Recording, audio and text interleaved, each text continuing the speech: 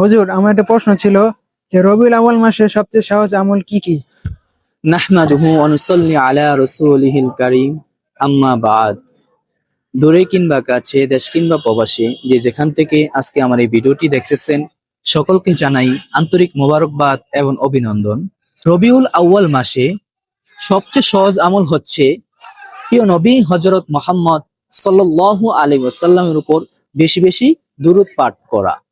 শুধু রবিউল আউয়াল মাসে নয়, বাকি 11 মাসও কি মানে আমরা যতদিন বেঁচে থাকবো 12 মাসেই কি আমরা প্রিয় নবী হযরত মুহাম্মদ সাল্লাল্লাহু আলাইহি ওয়াসাল্লামের উপর বেশি বেশি কি দুরূদ পাঠ করব। যদি আমরা পারি 11ই রবিউল আউয়াল, 12ই রবিউল আউয়াল দুইটি নফল রোজা রাখার চেষ্টা করব, বা 12ই রবিউল আউয়াল বা 13ই রবিউল আউয়াল আমরা কি করব, দুইটি রোজা রাখার চেষ্টা করব। এটা হচ্ছে নফল রোজা, রাখলে সওয়াব আছে, না রাখলে গুনাহ নাই।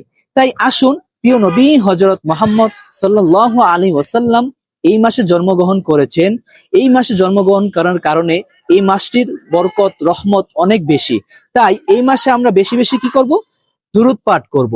আমরা যখনই ফ্রি থাকবো প্রিয় নবী হযরত মুহাম্মদ সাল্লাল্লাহু আলাইহি ওয়াসাল্লামের উপর দুরূদ পাঠ করব। আল্লাহ তাআলা নবীজির উপর দুরূদ পাঠ করেন, ফেরেশতাগণ দুরূদ পাঠ করেন। তাই আসুন, আপনি আমি শুয়ে বসে দাঁড়িয়ে যে যেভাবেই পারুক প্রিয় নবী হযরত মুহাম্মদ সাল্লাল্লাহু আলাইহি ওয়াসাল্লামের উপর দুরূদ পাঠ করি। আমাদের প্রিয় নবী হযরত মুহাম্মদ সাল্লাল্লাহু আলাইহি ওয়াসাল্লাম ইরশাদ করেন, যে ব্যক্তি আমার উপর একবার দুরূদ পাঠ করে তার উপর 10টি রহমত নাজিল হয় এবং 10টি গুনাহ মাফ হয়ে যায়। সুবহানাল্লাহ।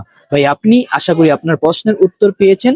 আমি যারা এই ভিডিওটি দেখতেছেন তাদের উদ্দেশ্যে বলতেছি, আমরা যখনই সময় পাবো তখন প্রিয় নবী হযরত মুহাম্মদ সাল্লাল্লাহু আলাইহি ওয়াসাল্লামের উপর বেশি বেশি দুরূদ পাঠ করব।